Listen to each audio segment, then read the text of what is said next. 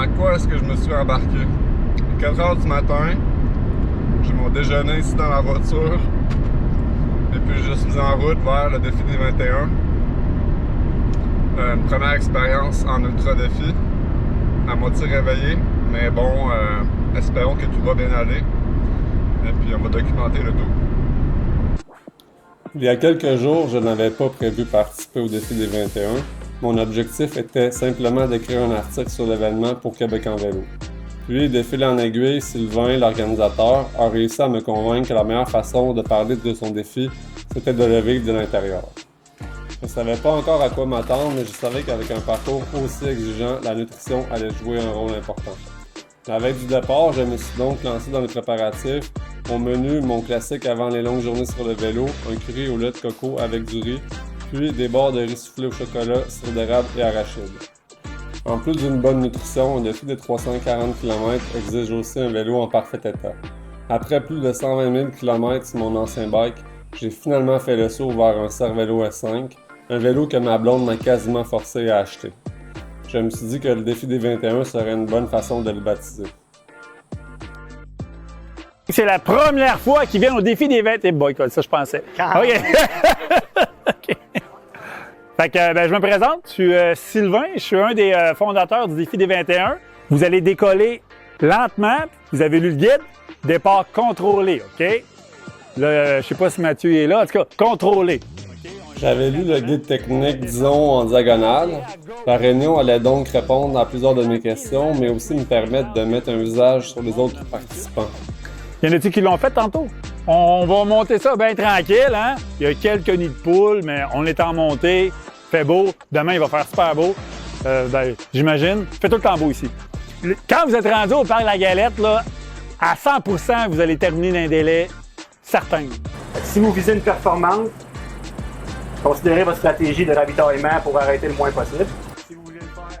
Malgré les moustiques, j'écoutais les conseils avec attention, mais honnêtement, je me sentais pas trop concerné. Je venais ici pour avoir du fun et prendre quelques images pendant la sortie. Parce que Saint-Siméon, c'est kilomètre 135, le prochain ravito. C'est contrôle obligatoire. Tout le monde met pied à terre pour minimalement signer. Le défi des 21, c'est un défi d'endurance aussi. C'est de savoir comment gérer sa capacité physique. Vers la fin de la réunion, Mathieu Bordua, un coureur que je connaissais, est venu me voir. Il visait le record du parcours et m'a proposé de partager le soutien de son accompagnateur. J'allais quand même préparer un drop bag au cas où, mais j'ai accepté sans trop hésiter. De monter avec pente moyenne pour 14-15 ouais. Puis après ça, la galette. Bon, ben en terminant... Avec un moins quart ici, on va faire beau. Puis on va avoir du fun. Après un gros 4 heures de sommeil, j'étais finalement sur la ligne de départ avec une cinquantaine de crinqués. Prêt, pas prêt, on y va. Je pars en dernière position et je remonte tranquillement le peloton. La chance à toi. je voulais mettre mon sac de sel. J'ai changé d'idée, fait que là, je vous laisse juste les rallonges. Bonne idée.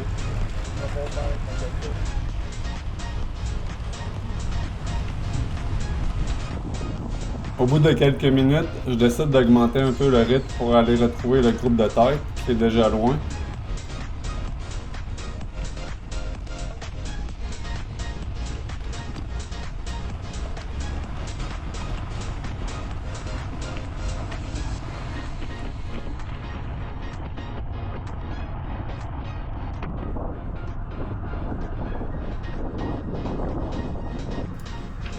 Au sommet de la première montée, la sélection, comme annoncé lors de la réunion technique la veille, est déjà faite.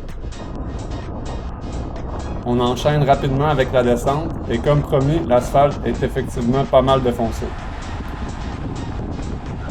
C'est aussi là que je réalise que le support de caméra et de Garmin que j'avais installé sur mon nouveau vélo ne tiendra probablement pas les 300 prochains kilomètres. Comme si c'était pas assez, avec la noirceur et la pluie abondante, les lunettes que j'avais glissées derrière mon casque s'envolent dans la descente.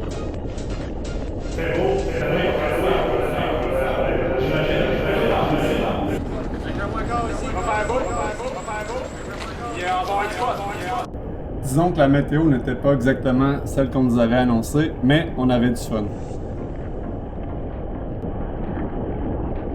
On était un petit groupe de 7 à l'avant et le rythme était bon. À ce moment-là, je me demandais si tout le monde allait réussir à tenir la cadence jusqu'à la fin. Les kilomètres ont défilé assez vite. On est arrivé au premier point de contrôle obligatoire à Saint-Siméon avec une dizaine de minutes d'avance sur le temps record. De mon côté, plus les kilomètres passaient, mieux je me sentais, alors que plusieurs semblaient commencer à faiblir.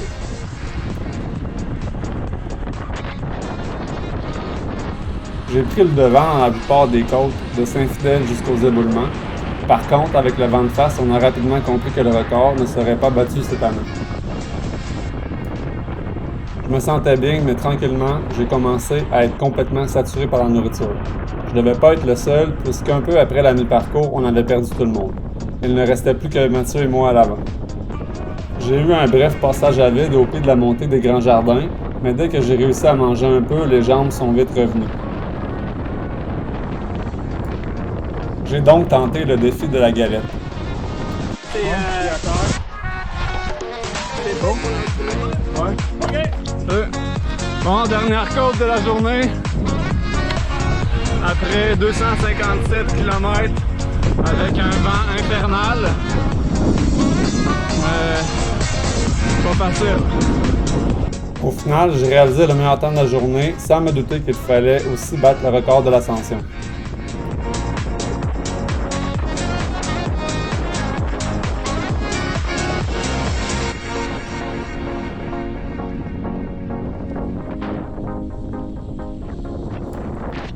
Après la galette, il restait encore 80 km, mais pratiquement tout en faux plat descendant.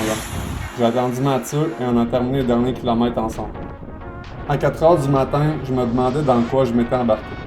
Quelques heures plus tard, je comprenais pourquoi les participants reviennent année après année.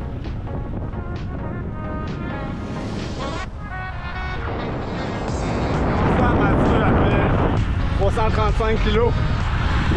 Écoute, je pense être pas mal tanné. À chaque année, je viens de faire. Je me dis pourquoi je fais ça, mais la journée était nice. Ouais. Vraiment nice de le partager avec toi. Nice. Allez, allez, allez, allez, allez, allez, allez!